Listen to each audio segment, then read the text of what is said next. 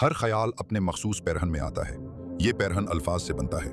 ख्याल नाजिल फरमाने वाले अल्फाज नाजिल फरमाते हैं। अल्फाज ही के दम से इंसान को जानवरों से ज्यादा मुमताज बनाया गया। इंसान अशरफ है इसलिए कि वो नातिक है। इंसान को बयान की दौलत से नवाजा गया और बयान अल्फाज की तरतीब का नाम है। हुस्न तरतीब अल्फाज की अपनी सिफत है।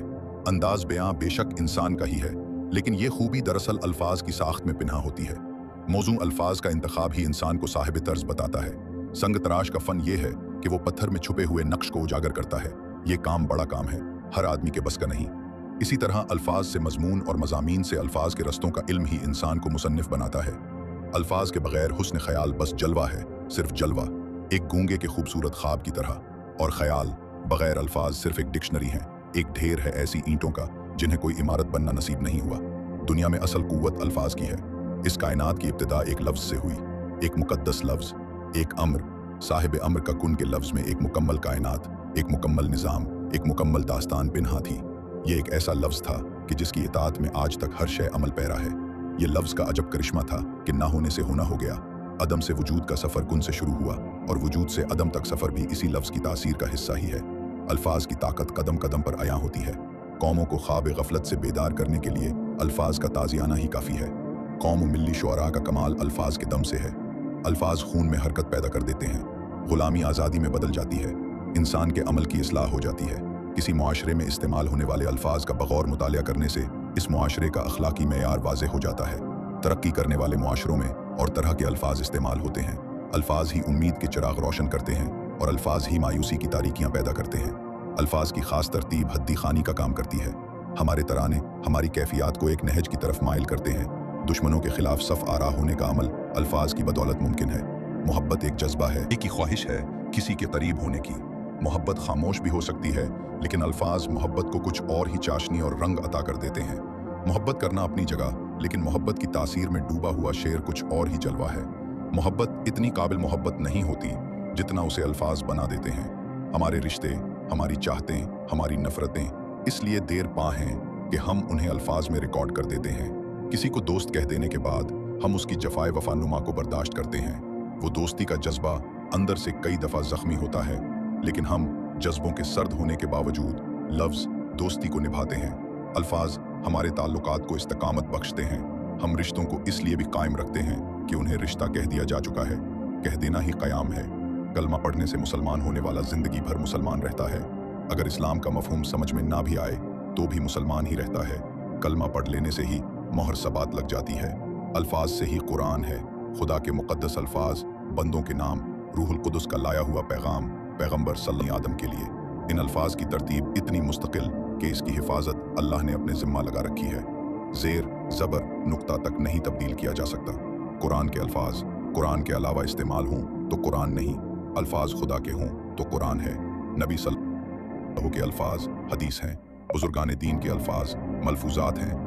दानाओं के अल्फाज अक़वाल हैं। जितनी मुक़द्दस ज़बान से अदा होंगे इतने ही अल्फाज मुक़द्दस होंगे, इतने ही मुआसिर होंगे। हम अल्फाज की दुनिया में रहते हैं, अल्फाज के हिसार में रहते हैं। अल्फाज हमारा किरदार हैं, अल्फाज हमारा माहौल हैं और कभी कभी तो अल्फाज हमारी आक़बत हैं। अल्फाज कानों के रास्ते दिल पर असर करते हैं और दिल पर असर के बाद आज़ा व जवारे पर अमल का हुक्म नाजिल होता है और यूं इंसान का किरदार बनता रहता है। अच्छे अल्फाज पर कुछ खर्च नहीं होता, लेकिन अच्छे अल्फाज से बहुत कुछ हासिल होता है। अल्फाज ही इंसान को पसंदीदा या नापसंदीदा बनाते रहते हैं। अल्फाज खुशबू की तरह माहौल को मुअत्तर करते हैं। हर समाज और हर ग्रोह के अल्फाज अलग अलग तरतीब रखते हैं। आप किसी के अल्फाज या गुफ्तगू सुनकर ये बता सकते हैं कि वो किस पेशे से ताल्लुक़ रखते हैं। बाजार में बैठने वाले बाजारी ज़बान इस्तेमाल करते हैं। दारुल उलूम के लोग और ही ज़बान इस्तेमाल करते हैं। उलमा की ज़बान और है, हुक्मा की ज़बान और है। इसी तरह जाहिलों की ज़बान और है। फिल्मी माहौल के अल्फाज और हैं, ड्रामे के और, नसर के और शेर के और। शेर की दुनिया में अल्फाज की एक बंदिश बस मानी के पर्त खोलती चली जाती है। सामईन पर एक कैफियत तारी कर देना शेर का एजाज है। दिल से निकली हुई बात दिलों में ऐसे दाखिल होती है कि सामे कह उठता है कि मैंने ये जाना कि गोया ये भी मेरे दिल में है।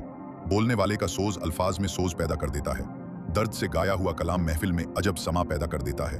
अल्फाज के मानी पीछे रह जाते हैं। गाने वाले का सोज कुलूब को जिंदा कर देता है। गर्ज ये कि अल्फाज में जादू भरने वाली शय अदा करने वाले का जज्बा है। बोलने वाले का लहजा भी अल्फाज के हुस्न को मुतासिर करता रहता है। मीठे बोल को करख्त लहजा मिल जाए तो बोल मीठा नहीं रहता। मौलाना रूम ने एक कहानी बयान फरमाई है। एक दफा सहरा में दो काफिले करीब करीब आकर ठहरे। एक काफिला मुसलमानों का था, दूसरा यहूदियों का। सुबह के वक्त मुसलमानों ने फजर की अजान कही, नमाज अदा की। इतने में यहूदियों के कैंप की तरफ से एक आदमी एक थाल में कुछ तोहफे तहाइफ लेकर मुसलमानों के कैंप में दाखिल हुआ और अमीर काफिला से मुलाकात की तमन्ना की। मुलाकात हुई तो आने वाले ने कहा, यह हकीर सा तोहफा हमारे सालार काफिला ने आपकी खिदमत में पेश किया है। मुसलमान अमीर ने कहा, आखिर किस लिए? आने वाला बोला, जनाब, आज हमारे सरदार का एक दीरीना मसला हल हो गया। आप लोगों की बदौलत। हमारे अमीर की एक बेटी इस्लाम कबूल कर चुकी थी और वो किसी कीमत पर इस्लाम को तर्क न करती थी। हमारे काफिला सालार ने बड़ी कोशिश की लेकिन वो ना मानी।